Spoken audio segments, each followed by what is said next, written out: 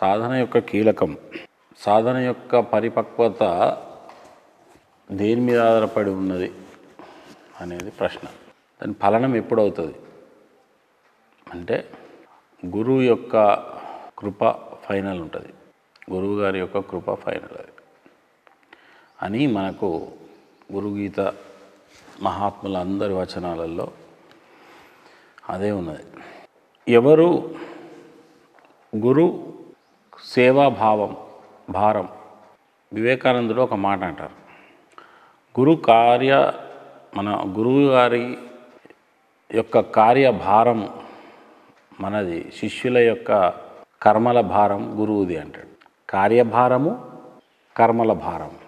అప్పుడు గురువు యొక్క కార్యములను నెత్తిమీద పెట్టుకొని చేసే వాళ్ళ యొక్క కర్మలు గురువు దగ్ధం చేస్తాడు అన్నది ఇంటర్లింక్. అది అప్పుడు కర్మ ఉన్నన్ని రోజులు, త్రివిధ కర్మలు నశించినన్ని రోజులు మీకు అంటే సంచిత ప్రారబ్ధ ఆగామి అనే కర్మలు ఏవైతే ఉన్నాయో అవన్నీ నశించిన దాకా మోక్షం రాదు, ఎవరికి రాదు. ఈ కర్మల నాశనము మన సాధన కొంతవరకు సహాయపడితే ఈ ప్రారబ్ధంలో అయ్యేది. సంచిత ఆగామి కర్మల విషయంలో మన సాధన సరిపోదు, అది గురువు యొక్క తేజోమయ జ్వాలతో వెళ్ళిపోతుందని. మరి గురువు తేజస్సు ఎప్పుడు వస్తుంది? ఇది మళ్ళీ ఒక ప్రశ్న. ఎప్పుడు వస్తుంది అంటే గురువు యొక్క కార్యభారాలు, లోక కళ్యాణ భారాలు ఇవన్నీ ఇప్పుడు ఫర్ ఎగ్జాంపుల్ మీరు చూస్తే ఇప్పుడు నేను ఇప్పుడు ఇంత పెద్ద మనం కార్యక్రమం చేస్తున్నాం. 11,000 మందికి ఉచిత చీరలు, ఉచిత కుంకుమార్చన, యంత్ర ప్లేట్స్ ఇవన్నీ ఇచ్చి మనం 11,000 మందితో ఇక్కడ కార్యక్రమం చేస్తున్నాం మహిళలతో. 11,000 మంది మహిళలకు ఉచితమే కాదనేది లేదు. మరి ఉచితము అంటే ఎక్కడి నుంచి వస్తాయి అవి? అంటే మనమైతే పరిచయం చేయాలి కదా, ఫ్యాక్టరీ వాడైతే ఉచితంగా పంపడు కదా. మరి పరిచయం చేస్తే మరి ఎవరో ఒకరి త్యాగం లేనిది ఉచితం అనేది రాదు. ఒకరి త్యాగం అవసరం. ఎవరో ఒకరి త్యాగం చేస్తే అది సమాజానికి ఉచితం అవుతుంది. ఇప్పుడు అన్నదానం చేస్తున్నామంటాం, ఎవరో ఒకరి త్యాగం లేని అన్నదానం ఎట్లా జరుగుతుంది? అట్లనే ఈ త్యాగం చేసే బ్యాచ్ ఎవరు అంటే గురువు యొక్క కార్యభారాన్ని మోసేవాళ్ళు. వీళ్ళ యొక్క కర్మలు ఆ యొక్క సేవ ద్వారా తెగ నరకబడతాయి. ఇక్కడ గురువు యొక్క స్వార్థం కూడా ఏముండదు, పర్సనల్ స్వార్థం, వ్యక్తిగత స్వార్థం. కార్యక్రమాల నిర్వహణకు మూలం ఏంది అంటే కేవలము శిష్యులకు త్యాగ బుద్ధి నేర్పడానికి. చాలామంది శిష్యులు మాటలు చెప్పే శిష్యులు ఉంటారు, సుత్తి పెట్టే శిష్యులు ఉంటారు, గురువుగారు కనిపిస్తే ఎప్పుడు కాళ్ళు పట్టుకుందామా అని ఎదురు చూసే శిష్యులు ఉంటారు. దాంతో ఏమవుతుంది? ఏం రాదు. ఆ గురువుకు తలకాయ నొప్పి, మీకు తలకాయ నొప్పి. నిజమైన కర్మల బర్నింగ్ అనేది ఎక్కడ జరుగుతుంది అంటే ముళ్ళును ముళ్ళుతో తీయాలి, కర్మలను కర్మతో నరకాలి అనే ఒక సామెత ఉన్నది. ముళ్ళును ముళ్ళుతో తీయాలి, సో కర్మను కర్మతో కొట్టాలి. నీకు ఏ జన్మలో లేకపోతే ఈ జన్మలో కావచ్చు మనం చేసిన దుష్కర్మల ఫలితానికి మనం కొన్ని అనుభవిస్తూ ఉంటాం. దానికి దైవీ కర్మలతో దుష్కర్మ అండ్ పుణ్యకర్మలను తొలగించవచ్చు. దైవీ కర్మలు అనేటివి ఏంటి అంటారంటే ఏ ప్రతిఫలం ఆశించని కర్మ దైవీ కర్మ, మంచిని ఆశించి చేసే కర్మ పుణ్యకర్మ, ఇతరులకు హాని చేసే కర్మ పాపకర్మ. ఇవి కర్మల యొక్క దైవీ కర్మ అంటే విశుద్ధ కర్మ. అది దాంతో కర్మఫలం అంటదు. కర్మఫలం అంటకుండా నువ్వు కర్మ చేస్తే అది దైవీ కర్మ. అది కేవలం గురువుల యొక్క ఆధ్వర్యంలో మార్గదర్శకత్వంలో జరిగే ఒక విలక్షణ కార్యం. ఎందుకంటే అక్కడ తన ఉనికిని కోల్పోతాడు అన్నట్టు. కార్యక్రమ నిర్వహణ ఇప్పుడు నేను పెట్టే ధ్యాన కార్యక్రమాలు కానీ లేకపోతే ఇప్పుడు ఒకదాని బట్టి ఒకటి లోకాని కళ్యాణ కార్యక్రమాలు పెట్టడము వాస్తవంగా చూస్తే మీరు ఆలోచించండి. నిజంగా మాట్లాడుకుంటే, ఓపెన్గా మాట్లాడుకుంటే నాకేం అవసరము? ఎందుకంటే మీరు పొద్దున్న చూసినారు, నేను అక్కడి నుంచి బలవంతంగా వెళ్ళిన గోశాల నుంచి లేవాలి, ఎందుకంటే మీకు ఆకలి అవుతుంది. నా ఒక్కటి చూసుకుంటే కాదు, అటువంటి నిష్టలో పోయినప్పుడు ఆకలి అనేది నాకు నశిస్తుంది, తినాలనే ఇది పోతుంది. పొద్దున స్థితి కలిగింది. కానీ నేను మీ గురించి ఆలోచించి అడిగి వెళ్ళిపోదామా అని ఇట్లా ఏదో అనేసి వెళ్ళేసి వచ్చిన. మళ్ళా వెంటనే అందులోకి పోయినాం. అది సుఖం ఉన్నది, సుఖాత్ సుఖం. అది ఆ సుఖంలోకి వెళ్ళి దిగమంటే ఒక్కొక్కసారి బాగా అనిపిస్తుంది. ఎందుకు దిగాల్సి వస్తున్నది అంటే ఇప్పుడు అందులో నేను ఒక్కొని ఆనంద స్థితిలో ఉంటా. కొంచెం దిగి చెప్తే అది కొంత మీకు అంటారనే ఒక ఒక ఒక కాన్సెప్ట్ అంతే. సుఖాత్ సుఖం అంటారు దాన్ని. ఇంకా దాన్ని మించిన పదం అన్నట్టు సుఖాత్ సుఖం అంటే. సుఖములకెల్లా సుఖము, ఆనందములకెల్లా ఆనందము, శాంతికెల్లా శాంతి. అది ఒక దివ్య స్థితి. అది నిజంగా అటువంటి స్థితి ఉన్నటువంటి యోగి కిందికి దిగాల్సిన అవసరం లేదు వాస్తవంగా. కానీ ఈ వివేకానంద స్వామి, యోగానంద స్వామి లాంటి వాళ్ళు ఏం చేస్తారంటే వాళ్ళ యొక్క ఉత్సాహపూరితమైన మాటలు నాలాంటి కదిలించి నీ సుఖం నువ్వు చూసుకుంటే చాలదు నాయన, కొంచెం లోకసేవ చేయాలి అని వాళ్ళ ఆదేశాలు లేకపోతే వాళ్ళ యొక్క శాసనాలు వాళ్ళ గ్రంథాలలో ఉన్నాయి కాబట్టి కొంత బయటకు రావడం. లేకపోతే ఆ బ్రహ్మనిష్ట నుంచి కిందికి దిగడం ఎవ్వరికి ఇష్టం ఉండదు. అప్పుడు గురువు కార్యము అన్నది వ్యక్తికి సంబంధించింది కాదు, శక్తికి సంబంధించింది. ఎందుకు? మనోపరిధిలో గురువు యొక్క వ్యక్తిగత లాభాల కోసం చేస్తున్న కార్యక్రమాలు కావు ఇవి. లోక కళ్యాణ కోసం చేస్తున్న కార్యక్రమాలు అవి దైవీ కార్యక్రమాల కింద మీకు వస్తాయి. అందుకే గురు కార్యం అంటే డైరెక్ట్ ఆ దేవుడి కార్యమే. గురువు అంటే ఇక్కడ శబ్దవాచ్యం దైవము అని అర్థం. గురువు యొక్క కార్యము మోసుకెళ్ళేది ఎవరు అంటే శిష్యులు. గురు శిష్యులు ఇరువురు కలిసి ఏం చేస్తున్నారు? ఇప్పుడు లోకానికి మేలు చేస్తున్నారు. ఇప్పుడు నేను దివ్యమైన ప్రేరణ పొంది 11,000 మందికి నేను చీరలు పెట్టాలి పీఠం తరపున అమ్మవారి కానుకగా. 11,000 మంది ఇంట్లో యంత్రాలు ఉండాలి, 11,000 మందితో ఏకకాలంలో కుబేర కుంకుమార్చన జరగాలి అని నేను అన్నా కదా. జరగాలి అన్నప్పుడు నా ప్రేరణను శిరసా వహించి కొంతమంది శిష్యులు త్యాగానికి ముందుకు వస్తారు. అంటే ఇప్పుడు ఒక గురువే చేసినట్ట అంటే గురువు ఆజ్ఞాబద్ధులై శిష్యులు ఏం చేస్తారంటే వాళ్ళకున్న స్తోమత మేరకు, గురువుగారు ఇచ్చిన ఆజ్ఞ మేరకు, గురువుగారు సూచించిన సంకల్పం మేరకు కొద్దిమంది శిష్యులు వాళ్ళు ఏం చేస్తారంటే ప్రేమతో త్యాగాలు చేస్తారు వాళ్ళకు వీలైనంత. అప్పుడు అది ఏమవుతుంది? గురువు తన శిష్య పరివారం కలిసి కొన్ని వేల మందికి కొన్ని ప్రత్యక్షంగా ఇక్కడ ఒక 30-40 వేల మంది ఉంటారు ఆ రోజు, పరోక్షంగా కొన్ని లక్షల మంది మనం ఇప్పుడు లైవ్ టెలికాస్ట్ చేస్తాం కాబట్టి వాళ్ళ ఇళ్ళలో వాళ్ళు చేసుకుంటారు. ఇన్ని లక్షల మందిని ఆధ్యాత్మికముఖంగా చేస్తూ ఇప్పుడు ఆ రోజు శ్రీ విద్యా మహాప్రాణోపదేశం కూడా వాళ్ళకి చేయబోతున్నా. ఆత్మజ్ఞాన సందేశాన్ని ఇచ్చే ఆ కార్యక్రమాన్ని గురువు చేస్తున్నాడు, శిష్యులు బాధ్యత వహించారు. అందుకే గురుసేవ శిష్యులది.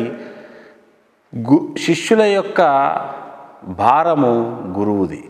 అంటే దాని అర్థమైంది వాళ్ళ యొక్క ఆత్మభారం, వాళ్ళ యొక్క కర్మల వలయం, ఇదంతా ఏం చేస్తారంటే సంకల్పం జరిగిపోతుంది. ఎవరు ఈ దివ్య కార్యక్రమంలో పాల్గొన్నారో, విశేషమైన సేవలు చేశారో వారి యొక్క సంచిత ప్రారంధ ఆగామి కర్మలు ఈ యొక్క పుణ్యఫలము ద్వారా తొలగించబడునుగాక అని గురువు మనస్ఫూర్తిగా వీళ్ళందరి కోసం ఇదే సంకల్పంతో ఆ దైవానికి వీళ్ళు ఇంత త్యాగం చేశారు, వీళ్ళు అర్హులు అనేది ప్రార్థన ప్రత్యేకంగా చేసి వాళ్ళ కోసం చేస్తారు. అప్పుడు అది ఏమవుతుంది అని అంటే గురువు వాళ్ళంతా తరిస్తారు, సేవకు వాళ్ళంతా విన్న వాళ్ళంతా వాళ్ళు ఎదుగుతారు అని అంటే ఆ పుణ్యఫలము వీళ్ళకు సంప్రాప్తం అవుతుంది. ఇప్పుడు ఏం చేసిండు గురువు అంటే తనను త్యాగం చేసే వాళ్ళు ఉట్టిగా చేయరు, గురువును పూర్ణంగా విశ్వాసులే త్యాగం చేస్తారు. గురువును అనన్యంగా మనసా వాచా కర్మన మా జీవితం గురువుతోనే లేకపోతే గురువే మా లక్ష్యం అని అనుకునే వాళ్ళే త్యాగం చేస్తారు. వచ్చిన వాళ్ళంతా త్యాగాలు చేస్తారా? చూస్తారు, త్యాగం చేయరు. చేస్తున్నారు అంటే వాళ్ళు పూర్ణ విశ్వాసులు. ఆ పూర్ణ విశ్వాసం ఉన్న వాళ్ళకు అటువంటి ఫలితాలు దక్కాలని గురువులు సంకల్పం చేసే ఇప్పుడు నేనేం చెప్పిన కోటి కుంకుమార్చన కార్యక్రమము ఇంకా అవడమే లేదు. మహాశివరాత్రికి ఇప్పుడే ప్రణాళిక చేసేసిన 20 రోజుల గ్యాప్లో మళ్ళీ అంతే ఖర్చుతో కూడిన కార్యక్రమం అది. ఎందుకు? దమ్మాడనీయద్దు. ఏమాడనీయద్దు? దమ్మాడనీయద్దు. అంటే మనం పరిశ్రమ చేయాల, చేస్తే, లేకపోతే అన్ని వదిలిట్లా కూర్చోవాలి అంతే. ఇక నేను లేపేవాడే ఉండదు, అంత అఖండ నిష్టలో ఉండాలి. ఇక నిష్ట దిగినాము అంటే మన లోకాన్ని ఉర్రు తొలగించాలి ఆధ్యాత్మికంగా, అట్లుంటుంది నాది. కళ్ళు మూస్తే అఖండ బ్రహ్మనిష్ట, కళ్ళు తెరిస్తే అఖండ ఆధ్యాత్మిక సేవానిష్ట. నా సిస్టమ్ ఇది. వాస్తవంగా నా మీద ఏ ప్రోద్బలాలు ఉండవు దేవుడి నుంచి, నువ్వు చెయ్యాలా, చేస్తే నీకు పుణ్యం వస్తుంది. ఎందుకంటే పుణ్యం లేదు, నాకు పాపం లేదు. నువ్వు నా పుణ్యం నాకు వద్దు, నీ పాపం నా పుణ్యం లేదు, నాకు పాపం లేదు, అన్నీ నీకే అంట దేవుడికి. నాకు చేయదగ్గ కర్మ లేదు, చేస్తే ఇంకేదో వస్తుందనే ఉల్లాసం లేదు నాకు. అన్నీ వేసి ఏదైతే పూర్ణ ఫలం ఉన్నదో ఆ పూర్ణ ఫల నిష్టలో ఆత్మనిష్టలనే ఉన్నవాడికి కొత్త పుణ్యఫలాలతో పని లేదు. నా పుణ్యం ఇత్త నాయన ఆయన ఒక దేవుడు వచ్చినా నీ పుణ్యం వద్దు దేవుడు అంటారు. ఎందుకు? పుణ్యానికి అతీతం. పుణ్యం ఇచ్చి మళ్ళీ జన్మ ఎందుకు నాకు? పుణ్యానికి అతీతమైన నిష్ఠున్నవాడు పుణ్యాన్ని కోరడు, పుణ్యము వాని తాకదు, పాపం తాకదు. అందుకే వాళ్ళు గంగ లాంటి వాళ్ళు అంటారు మహాత్ములను. వాళ్ళకి ఏ పుణ్య పాపాలు అంటాయి. ఈ సెంటెన్స్ బాగా గుర్తుపెట్టుకోవాలి. ఏమిటి? గురువు కార్యం యొక్క బాధ్యత మన తలపైనే ఉన్నది, మన భుజాలపైనే ఉన్నది అని వివేకానందుడు అన్నాడు. గురువు కార్య బాధ్యత ఈ భుజాల మీద ఉంది. గురువు గారు ఏం శిష్యులది చేస్తాడో అనేది ఆ దైవము, ఆ గురువు వాళ్ళ లెవెల్లో వాళ్ళు ఏం చేయగలుగుతారో అది సహజంగా చేస్తారు. దీనితో ఏమవుతుంది అంటే గురువుతో ఒక అద్భుతమైన అటాచ్మెంట్, దైవీ అటాచ్మెంట్, ఒక దివ్యమైన బంధం ఏర్పడుతుంది. దాన్నే ఆత్మ బంధము దృఢపడుతుంది. అప్పుడు ఏమవుతుందంటే గురువు గారి హృదయంలో చోటు సంపాదించుకుంటే, గురువు ఎవరిని ధ్యానిస్తాడు అంటే అందరినీ ధ్యానించడు. ఆ బ్రహ్మనిష్టలో ఉండి ఆ బ్రహ్మనిష్ట వెలుగులో అవసరమైతే కొద్దిగా మనసు కిందికి జారితే ఆయన వేరే రూపాన్ని ధ్యానించాడు. ఆ అనన్యమైన సేవలు చేసిన, త్యాగాలు చేసిన, గురువు కార్యభారాలను నెత్తి మీద పెట్టుకున్న శిష్యులనే తను ఆ తేజోమయ వలయంలో ధ్యానిస్తాడు. తద్వారా వాళ్ళ ఆత్మమండలం యొక్క పరివ్యాప్తం పెరిగి వారి యొక్క సంచిత ప్రారంభ ఆగామి కర్మలు ఆ తేజో రాశి దగ్ధం చేస్తుంది. ఇది మీరు 100 జన్మలు చేసిన తగ్గనిది. గురువు మిమ్మల్ని ధ్యానం చేస్తే తగ్గుతుంది. ఇది యొక్క సీక్రెట్. ఇది సత్కర్మల వలన ఎక్కువ పైసలు సంపాదిస్తారు అని నార్కే అనే భక్తుడికి అంటాడు. సత్కర్మల వల్ల ఎక్కువ పైసలు అంటే ఏంది? మంచిగా మూట కట్టుకుంటున్నాడు, దైవీ మూట. మళ్ళీ శిష్యులకు భక్తులకు తేడా ఉంటుంది అంటున్నాడు బాబావారు. మరి ఇక్కడ శిష్యులు అంటే ఎవరు, భక్తులు అంటే ఎవరు? మరి మనం భక్తులమా శిష్యులమా అనేది మనకు తేలిపోతుంది. గురువు తన శిష్యునితో సన్నిహిత సంబంధం కలిగి ఉండి అతని బాధ్యతలన్నీ భరిస్తాడు. గురువు ఇప్పుడు ఇందాక వచ్చిందన్నమాట మనకు. గురువు తన శిష్యునితో, ఎంత అద్భుతం ఉంది ఇది. నార్కే అనే భక్తుడితో బాబావారు అంటున్నారు, అప్పుడు ఉన్నప్పుడు అన్న మాటలు ఇవి. శిష్యులకు భక్తులకు తేడా ఉంది. గురువు తన శిష్యునితో సన్నిహిత సంబంధం కలిగి ఉండి అతని బాధ్యతలన్నీ భరిస్తాడు. శిష్యునితో గురువు సన్నిహిత సంబంధం కలిగి ఉండి, దీన్నే ఏమన్నారు ఇందాకేమన్నా? గురువుని అందరూ ధ్యానిస్తారు, కానీ గురువు ఎవరిని ధ్యానిస్తాడు?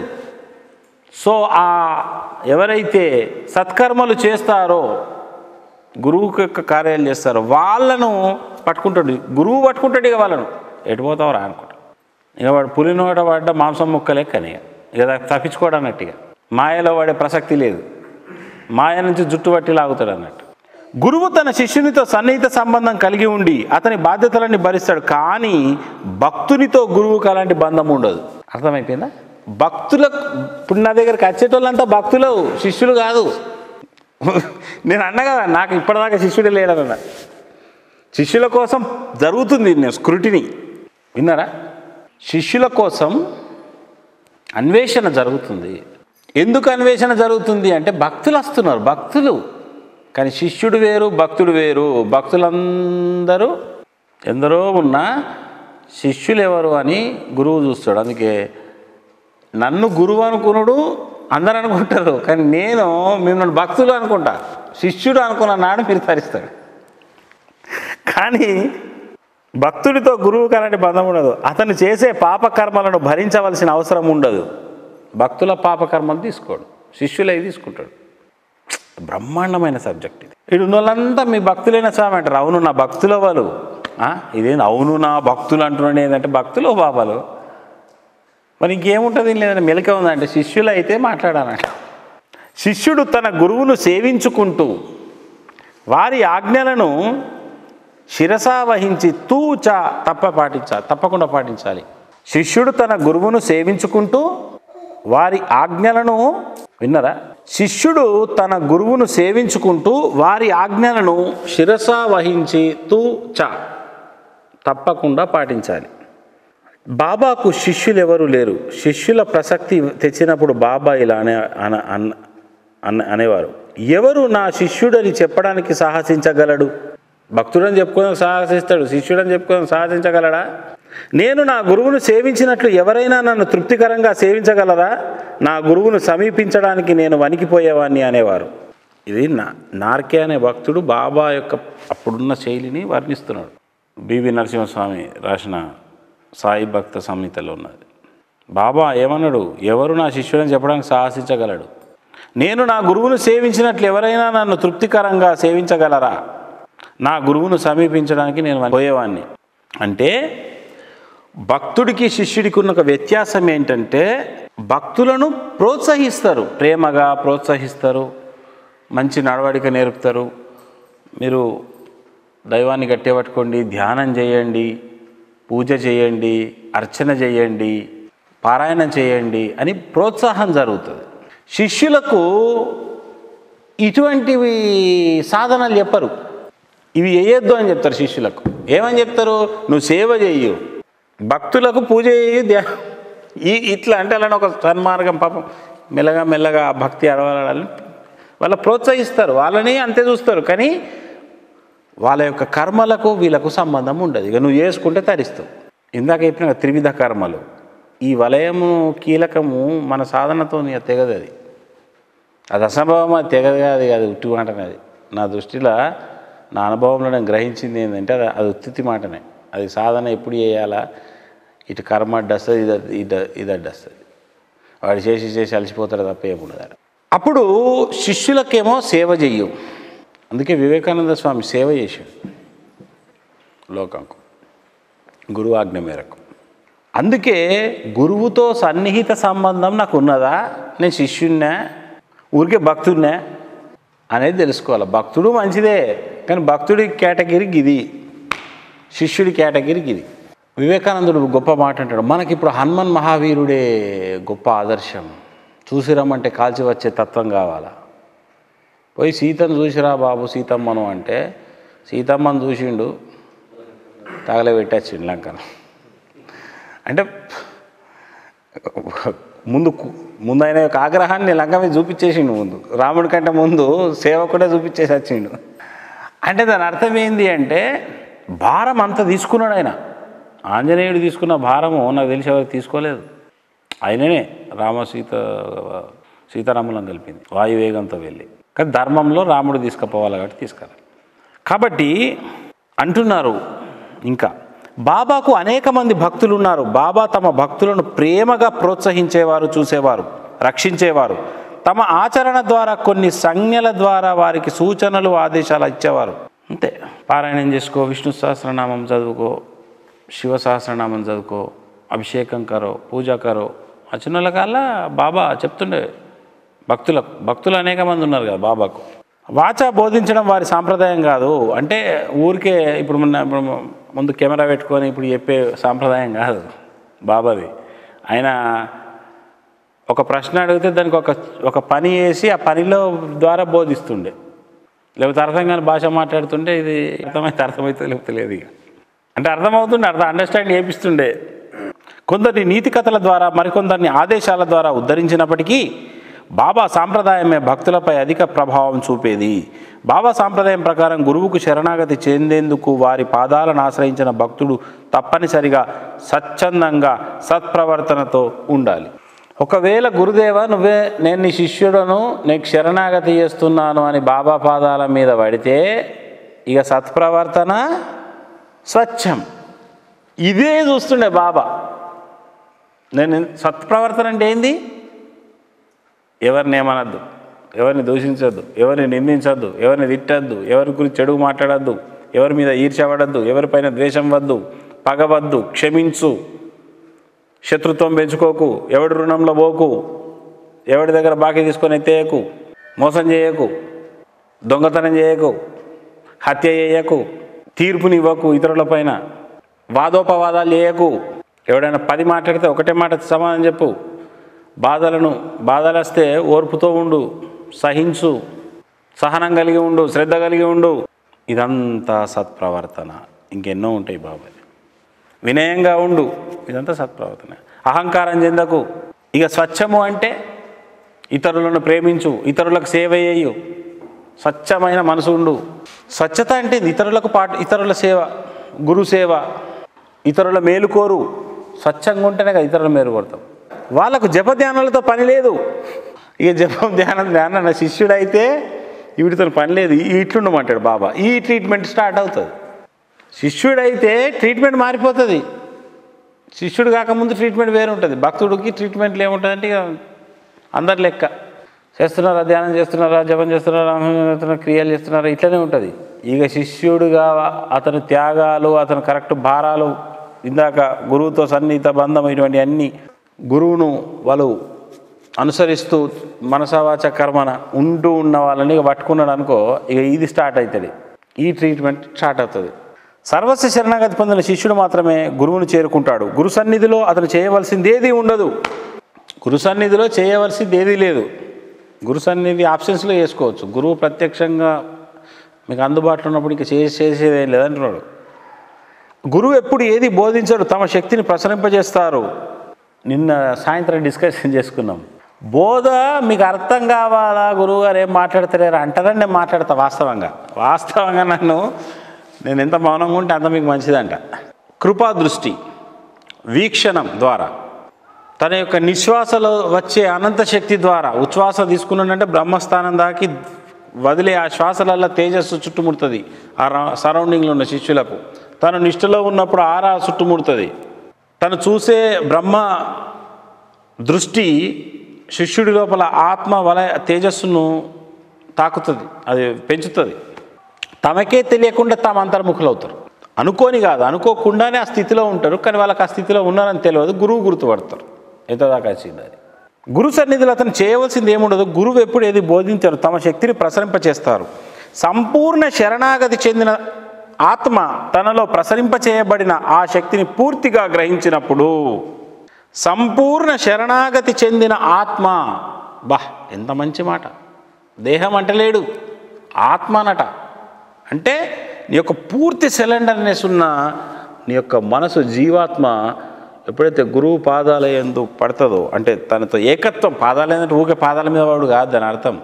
ఏకత్వం గురువుతో నువ్వు ఎప్పుడైతే మానసికంగా ఆ యొక్క ఆంతరంగిక భూమికతో గురువుతో ఏకత్వం పొందితే తనలో ప్రసరింపజేయబడిన ఆ శక్తిని పూర్తిగా గ్రహించినప్పుడు అహం నశిస్తుంది.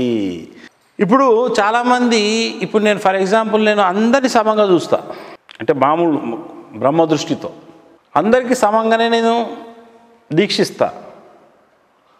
కొద్దిమంది ఎందుకు ఎదుగుతారు అంటే వాళ్ళు ఏకత్వము పొందినప్పుడే తనలో ప్రసరింప చేయబడిన గురువు శిష్యునిలో భక్తుడిలో ప్రసరింపజేసినప్పుడు ఉండే శక్తిని పూర్తిగా గ్రహించాలి. ఆ గ్రహించడం ఎప్పుడవుతుంది? పూర్తి విశ్వాసం ఉన్నప్పుడు అవుతుంది. అప్పుడే నీ యొక్క నేను అనే అహంత నశిస్తుంది. నేను నశిస్తే ఉండేది తానే, అయిపోయింది. ఇంకేమన్నా సాధన. కానీ ఇది చిన్న విషయమా? పూర్ణ విశ్వాసం. ఇది గురువుగారు పరీక్ష పెడుతున్నారని చెప్పకుండా, ఇది పరీక్ష కాదని చెప్పినా అది పరీక్ష లెక్క ఫీల్ అయిన వాళ్ళే శిష్యులు. కానీ మన బుద్ధి స్వశక్తిపై ఆధారపడడం, తన అభిప్రాయాన్ని దృఢంగా సమర్థించుకోవడం మొదలైన వివిధ రూపాలైన అహం పై శక్తిని అడ్డుకుంటుంది. ఇది అంత ఈజీ కాదు. ఎందుకు అడ్డుకుంటుంది ఆ శక్తిని? నేను ధ్యానం చేయాలి, డోంట్ డిస్టర్బ్. ఎవరు చేయాలి? నేను చెయ్యాలి. చేసేది ఎవడు? నేను. అహంత పనిచేస్తుంది. నేను ఎన్ని గంటలు చేయాలి? నేను. వాళ్ళు 8 చేసిర్రు, నేను 10 గంటలు చేయాలి. ఆడ పోటీ. ఇక నేను. వాళ్ళు 24 గంటలు చేసిరట, నేను 32 గంటలు చేస్తాను. నేను. వాళ్ళు నక్షత్రలోకం పోయినట, నేను చంద్రమండలం పోయేస్తాను. నేను. కానీ మన బుద్ధి స్వశక్తిపై ఆధారపడడం అంటే నీ ఆత్మను నువ్వే ఉద్ధరించుకోవాలా అనేటువంటి వాక్యాలని ఇక స్వశక్తి పైన ఆధారపడము, నేనే చేసుకుంటా అనేది. నిత్యము నీపైనే ఆధారపడెదనయ్యా, ఆధారమై నిలువుము ఆత్మదేవరా. శివ శివ శివ శివ పరమేశ్వరా, నిరాకార తేజోమయ ఆత్మదేవరా. ఆత్మానుభూతి పొందిన తర్వాత ఆ అనంతాత్మయే గురువుగా ఉంటాడు. పొందనంత వరకు గురువే గురువుగా ఉంటాడు. దాన్ని పొందిన వాడు శిష్యుడికి గురువు రూపంగా తీసుకుంటాడు. పొందినవాడు ఆ అనంతాత్మ గురువుగా వ్యవహరిస్తుంది. అప్పుడు ఈ ఉపాధిని కలిగిన ఇతడు ఆ అనంతతత్వానికి కూడా ఏమంటున్నాడు? నిత్యము నీపైనే ఆధారపడెదనయ్యా. నేను చేసుకుంటా కాదు, నాకు చేత కాదు, నేను నీపైనే ఆధారపడతా అనేది శరణాగతి.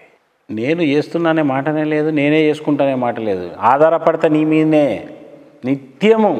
కాబట్టి నువ్వు ఆధారమై నిలువు. సమర్థించుకోవడం మొదలైన వివిధ రూపాలు, అంటే దృఢంగా తన అభిప్రాయం సమర్థించుకోవడం. అంటే నేనే చెప్పిందే కరెక్టు, లేకపోతే నేను నడుస్తున్న మార్గమే కరెక్టు, లేకపోతే ఫలానా శాస్త్రంలో ఇది చెప్పింది కాబట్టి ఇదే కరెక్టు, ఫలానా ఒక యోగి ఏదో చెప్పింది కాబట్టి అదే కరెక్టు అని ఎన్నో ఇసుంటి దిక్కుమాలిన అభిప్రాయాలన్నీ తీసుకొచ్చేసి నంబర్ ఆఫ్ ఒక కలగూర గంప లెక్క ఆ మైండ్ని తయారు చేసుకొని ఆ అభిప్రాయాలను సమర్థించుకుంటూ ఆ అనంతతత్వాన్నితో ఏకత్వం కాకుండా ఈ అభిప్రాయాల యొక్క దృఢ సమర్థత్వం మనిషిని అడ్డుకొని గురువు వైపుకో ఆ అనంతం వైపుకో శరణాగతి కాకుండా నిజంగా అవి సహాయపడతాయి మీకు. అంతే, అవి మీకు ఎందుకంటే మనకి ఇష్టం కాబట్టి అవి సహాయంలాగా ఉంటాయి. అదొక సహాయం చేస్తున్నది కదా, శరణాగతి కాకుండా సహాయపడుతున్నాయి. ఎందుకంటే పొరపాటున మళ్ళా శరణాగతి అయితే నువ్వు ముందడబడతావు కదా.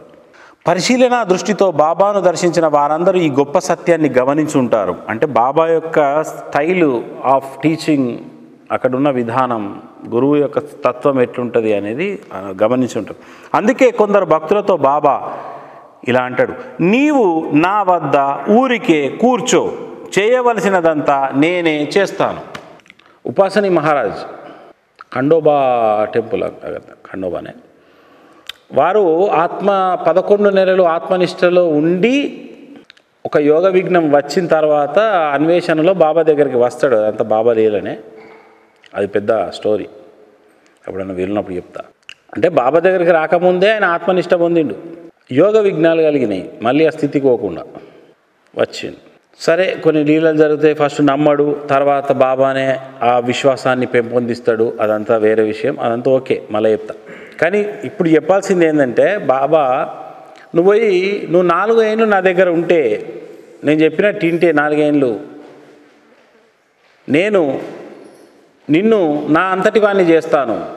అంటే నాకు ఎన్ని రకాల సిద్ధులు, శక్తులు, స్థితి, నిష్ఠ, పారవశ్యం, ఆనందం, శాంతి, నిశ్చలత ఉన్నాయో అవన్నీ నేను నీకు ఇచ్చి నా అంతటి వాడిని చేస్తాను. 4 ఏళ్ళు నా మాట నువ్వు అంటాడు. ఎన్నేళ్ళు? 4 ఏళ్ళే.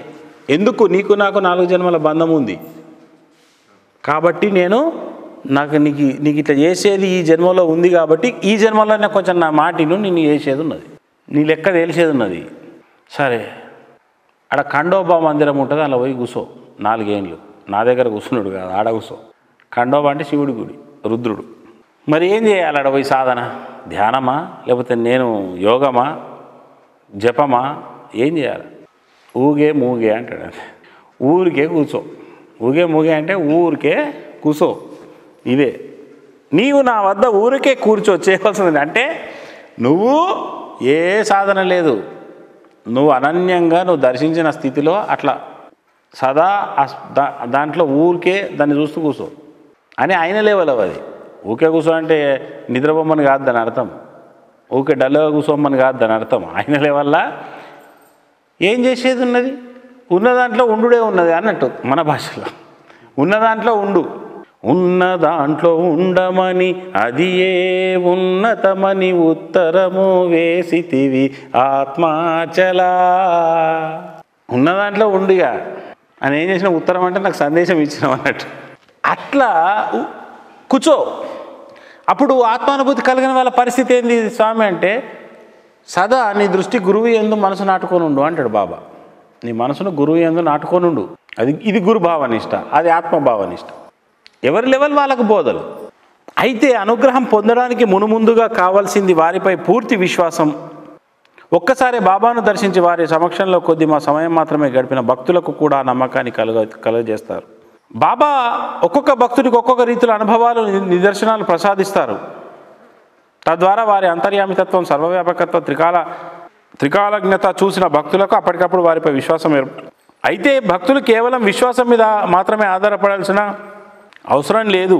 తాము ఆధ్యాత్మికంగా, ప్రాపంచికంగా పొందిన లబ్ధి మరియు సర్వావస్థల యందు బాబా కృపా దృష్టిలో సంరక్షణలో ఉన్నామన్న ఎరుక భక్తులను ముందుకు నడిపిస్తాయి. సమస్త జగత్తును తమ ఆధీనంలో ఉంచుకొని ఇహపరలోకాలలో మన విధి విధానాన్ని నిర్ణయించే మహాశక్తి శ్రీ సాయిబాబా. ఈ రకంగా బాబా జీవితంలో వారి యొక్క బోధన విషయం చూసినాం. గురువు యొక్క మార్గదర్శకత్వం అంటే నడిపించే మార్గదర్శకత్వం ఎట్టుంటుందో చూసినాం. దీన్ని బట్టి ఏమర్థం చేసుకొని మనం ముందుకు వెళ్ళాలంటే, నేను భక్తున్నా శిష్యున్నా. నంబర్ 1, శిష్యుడైతే గురువు యొక్క ఆ యొక్క సన్నిహిత బంధంలో ఆ యొక్క పూర్తి అంటే గురువు యొక్క పూర్ణ ఏదైతే కార్యభారాలు ఉంటాయో, గురువు యొక్క ఆలోచనలు ఉంటాయో, గురువు యొక్క ఆశయాలు ఉంటాయో, ఆ ఆశయాలన్నీ ప్రపంచ ఆధ్యాత్మిక ఉన్నతి అంటే ప్రపంచంలో ఆధ్యాత్మిక ఉన్నతిని తీసుకురావడానికి భగవంతుడి ప్రేరణ పొందిన ఆ ఉన్నత ఆశయాలు ఉన్నాయో అవన్నీ మావే.